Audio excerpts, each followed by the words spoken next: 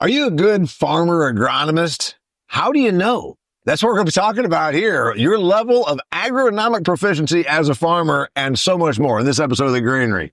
You ready for a conversation with some real farmers about real issues? And the best part, you're invited. So pour yourself a drink, grab a snack, most importantly, pull up a chair. Welcome to The Granary. Hey guys.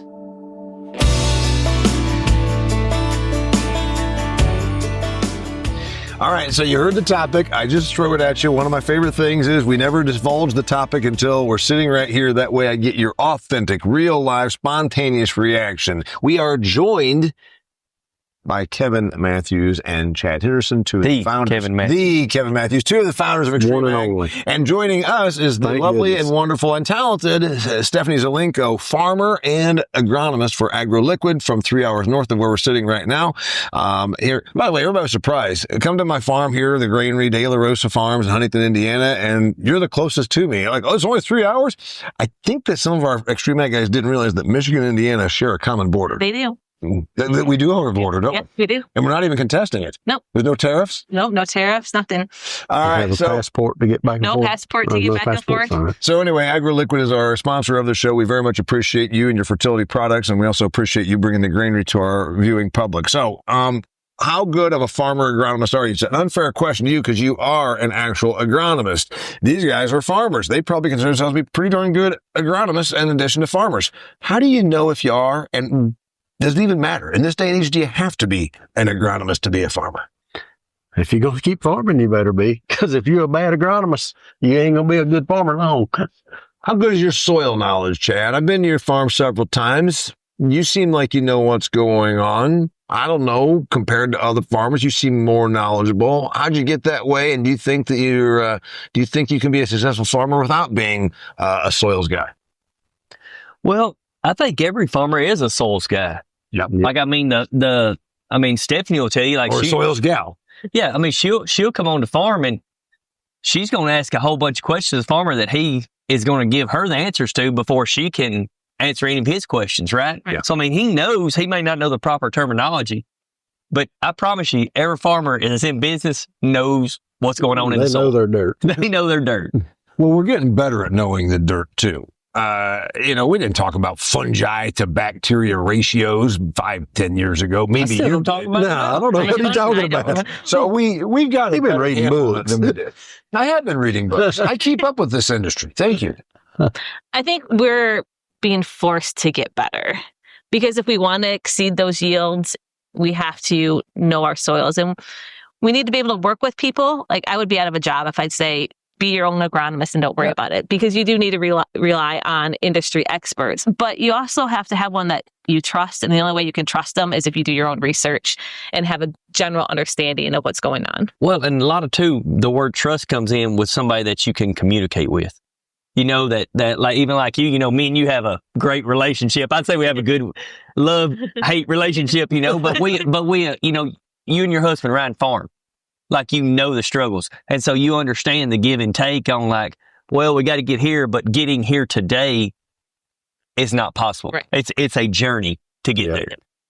So I don't know that you have to be an agronomist and a soils person to be a farmer. But you better have I think you got to have one of three strengths. There's the business side of it. There's the agronomic side of it. There's probably the operational side of it, you know, the keeping the equipment going and all that. You sure as heck better have one of those three, as you'd call it, expertise. And you better be about a good junior varsity backup player on the other two. I would agree with that. Yep. Which one are you? Oh, I don't know. I think I'm whichever one. I would say I'm the guy in the dirt. You're the dirt guy. You know, and Dad's steward of the other two. Business and operations. Yeah. Like, I would say that they're that. Which one are you?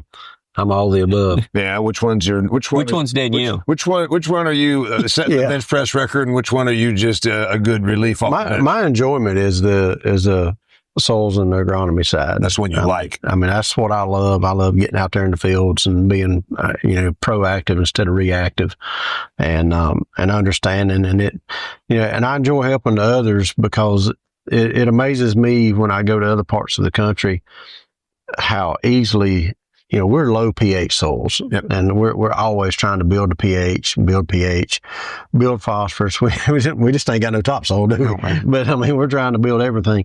But it amazes me when I go to other areas and they're putting so many pounds of NP and K. That's all they're thinking about, and they're starting to focus a little more on micros and all. But they forget the basics of where's my pH? What can I do with my pH? Because our checkbooks has gotten very small, so we can't write the checks that we once could. And with that being the case, when we get that pH in the optimum range, then it's less money we got to spend on that NP and K, and we can focus in. Maybe it's the macros that's our limiting factor. I just want to know that limiting factor. So your expert's supposed to be the agronomic and then not the operational or the business side of the farming. So does that mean at Zelinko Farms, you get stuck in your lane and like you are not consulted on the other two sides of the business? Well, I'm going to take that just a second and emphasize that her really expertise is in the tissue sampling side. Oh, thank you. Yeah, absolutely. Don't do that. Right. There's going to be a disclaimer at the moment right there. So I think why we have to put that out there for this show is on the Cutting the Curve podcast, you, me, her, and someone else in your farm talked about should you tissue sample or should you not? And we went everywhere from it was fun, then it almost got contentious, and at some point it almost got to where there was some physical assault. And it still is that with this group. I mean, it still is that. I mean, me and you are anti that, right? We know that. But to say that, we are also 100% pro that. Because there's a place when you don't know. Yep, there is a place for them. And what did we decide yesterday that is it every Monday? We're going with a T-shirt that says only losers tissue sample or something like that, right? All right. So are you allowed to offer expertise on the other side of the operational or the business side of the farming? Or is Zelinko Farms, is it just, Stephanie's my wife and partner in this farming operation and she's an agronomist. That's all you're allowed to do? Or are you allowed to talk about the other two things? The business side, yes. You don't want me on the operational mechanical side. Like, that's definitely not my area.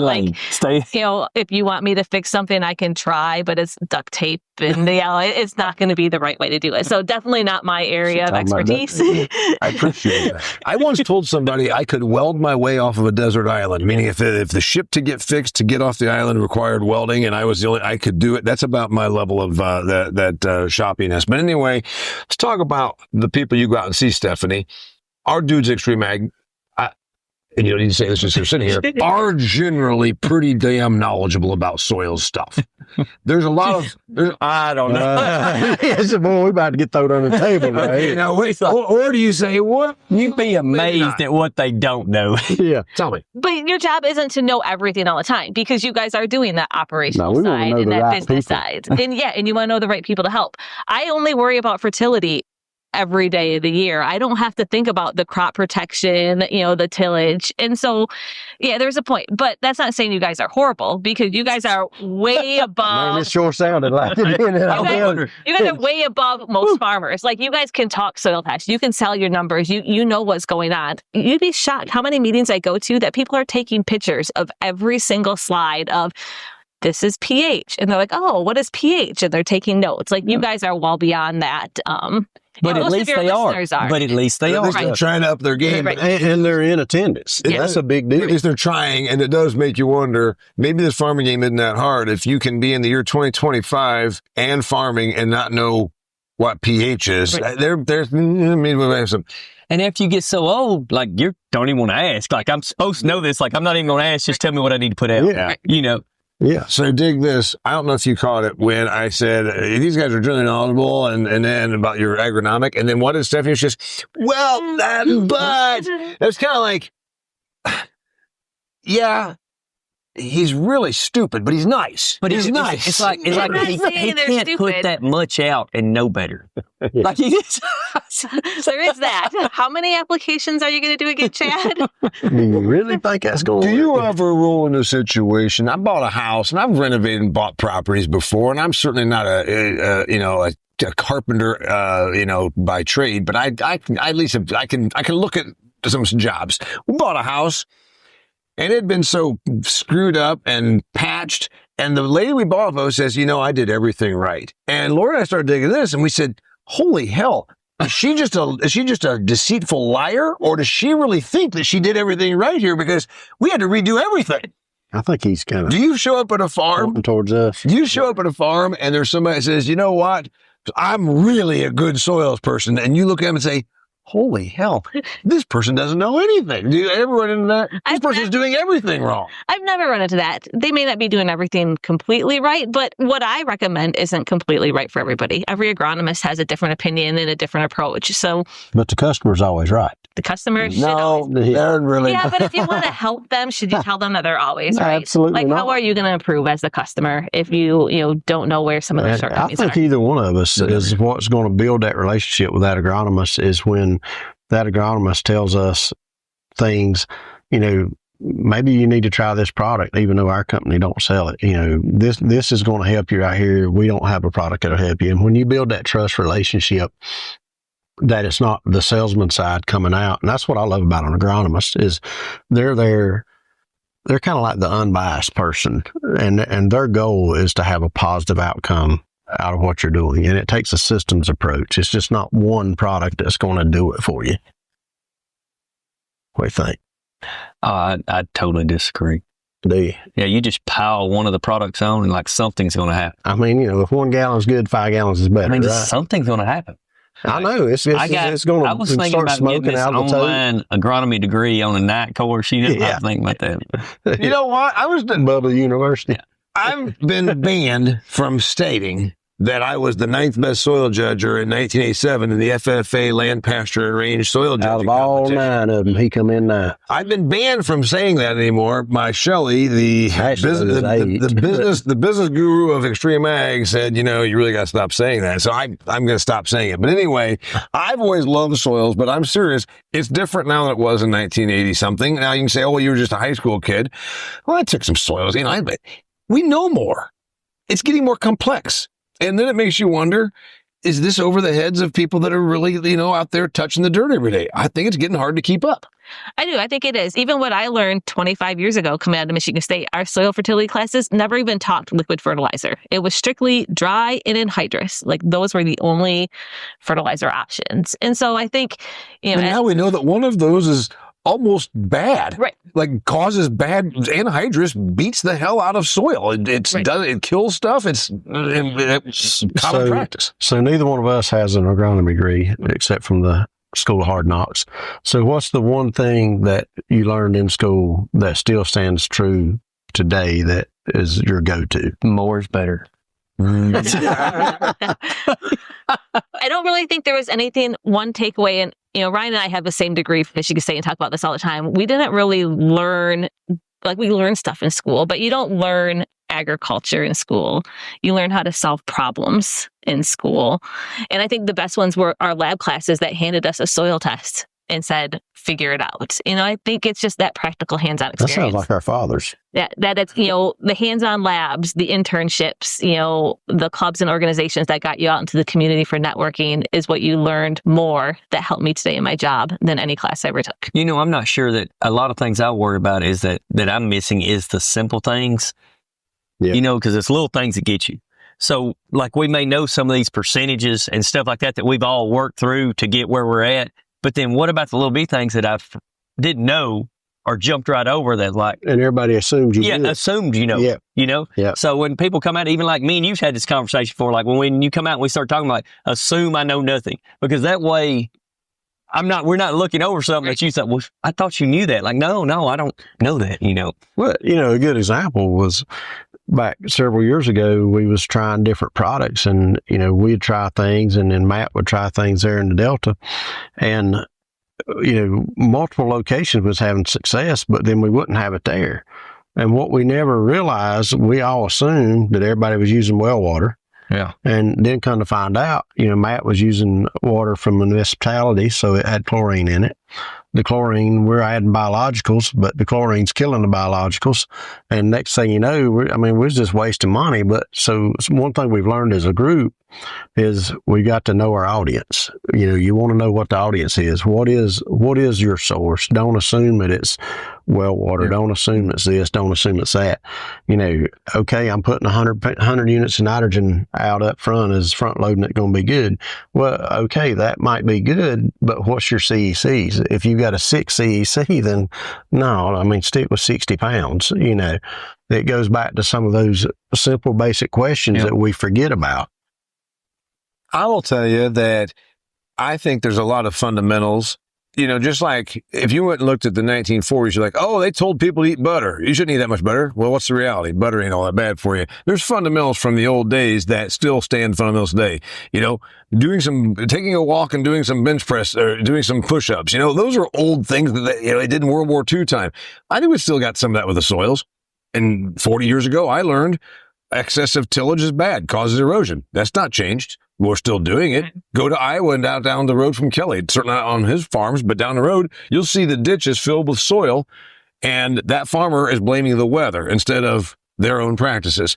We knew 40 years ago you shouldn't be tilling slopes that are 35% in the fall. Compaction prevents all the nutrients you're spending money on to get down to where it's supposed to be. We knew that 40 years ago. We still have compaction problems. Organic matter. Increasing organic matter helps water infiltration and water holding capacity. We knew that 40 years ago. We still got people that aren't doing what they can to increase organic matter. So, we knew some pretty good fundamentals then. They're just as basic as, eat right and get your rest. But we're not doing them still sometimes. That's where I get a little frustrated when I drive around the countryside and I see sins against soil. It's not mine. I don't own it, so it's not like I have a say, but I see it. You? Don't look at me. Yeah, don't look at me. Sins against soul. No, that's true. And those things haven't changed, and they're not going to change. Good. Those are cultural practices that, I teach a basic waters class for Michigan State now. And my first 2 weeks is it rains, it filtrates through the soil, it goes out to the ocean, lakes, it evaporates, it rains again. There's those basics that you learn, in elementary school or for agronomy your first year in college. Class. But, it's a good foundation if you understand it, but it's not going to make it or break it if you don't know that information. Well, I'm just saying that when we go to these things and we're talking about advanced agronomics, about making sure that your boron refractor meter is at such and such. I'm like, these people are still out there fall tilling and washing away 2 inches of their topsoil. Let's fix that one first. That's where you can, but they probably won't change that because that's what they feel works for them. Yeah. Do you need to be a good agronomist was one of the questions. You say yes, maybe no, whatever. And the thing is, then there's a level of a bunch of these people don't realize how bad they are. I don't know if you have to be a good agronomist. You need to know a good agronomist. There you go. You got to be able to pay a good agronomist. You don't even have to pay them. You just need to know a good agronomist. All right, so, but they get tired of you calling. So let's change things. Okay, you need to know 3 good agronomists. So Chad, we was in Brazil last year. So what was almost a year ago now. Yeah. And the one thing that stood out was if you wanted to apply stuff to your farm, you couldn't just go to the co-op and get it. You had to get a prescription from your agronomist in order to buy that product to put it on your farm. So it's that way in California. Yeah. Yeah. Well, California's another country over there. That's what cost me to go to stealing scripts. When you stole those pads, you know what I'm saying? You'd be like a junkie. I'd be stealing scripts, In prescription pads. By the way, that's what you're trying to say. Yeah. Kevin, do you think that's better? Well, I will tell you what we seen over there was all the farms was very clean. You didn't see chemical jugs laying around. You didn't see excess. That was one thing that stood out was when you applied that material, when you wanted to get your next shipment, they would not drop it off unless your empty containers were there for them to get. So there's a very good control there. The one thing that we did notice was when we was in town, I would say 3 of 10 people we met were agronomists. It's a lot. The farm was unreal. Well, I think what we just learned is there's really good job security. If the law of the land is you have to have agronomists write scripts before you can farm, it's a pretty damn good deal for being an agronomist. Yeah, but in America, golly, that would make me so mad I couldn't see straight, because you want to treat something tomorrow, and all of a sudden you got to wait until you get your house call. That's right. And, a lot of the big farmers down there have agronomists on staff, or they have an agronomy degree where they can make their own calls. And kind of a bit like these larger chicken or dairy or hog, they have veterinarians on staff. Yeah, kind of like an integrated chicken house, such situations of that. Are we going to get there here, you think? I don't know, Chad. What do you think? I don't know. I mean, I didn't know California was like that. So yeah, a lot of the crops in California, you need your consultant to write off on. Yep. So I wonder about profitability, because if you're having an agronomist do that, are they being favored by a certain, company one way or another? Does it influence the overall profitability of that farm? That was the general comment we got. Was there was a lot of that favoritism went on. If they're working for that farm, though. I mean, if they're working, they won't have a job. Yeah, if they're independent, they're right. If they can't make the right decisions and we can't make the yields, you don't have a job. Yeah. So I feel like there's going to be a lot of pressure being the agronomist. Oh, it'd be on a large farm. Yeah. Even look now how much our crop protection companies or seed companies, like if you buy all your chemical from one person, you get better deals. So does it drive people to go to one company just to save money, or, do they get better, incentives by using different products? I think that we shouldn't really bash on California because the man that's filming this and producing this is a California defender. But, based on you got to go and do this, makes you wonder, do farmers in California have to go to Tijuana and just get Mexican prescriptions so they can go up and farm up in California, and kind of like they did with all their drugs? All right. So the other thing about being a farmer agronomist is we asked about how do you know, et cetera, et cetera. I wonder if I'm doing this job and the game keeps changing, we keep learning more and more about it, and we still don't master the fundamentals. Is it going to get to where to farm, you have to either do what you're talking about, or do you have to start? We've already got accreditation classes you have to handle. Yeah. We have, all of us, have to, especially with pesticides to handle it. And a lot of the products that we're using now, we have to have continuing ed classes to be certified to use it. You have been attending that. Yep. Knowing what we know about groundwater. I'm writing off on my CCA stuff here. Yep. And what I'm wondering, that increases. I don't think that goes away. In fact, I think it increases. Well, we're faced with more environmental regulations every day. We see what's happening in the Chesapeake Bay. Then you have, we're dealing with it now with the High Rock Lake Reservoir and all the rivers and streams. Lake Erie, not too far from here. And, it's coming whether we like it or not. We just got to be prepared and, good documentation. Show what you're doing.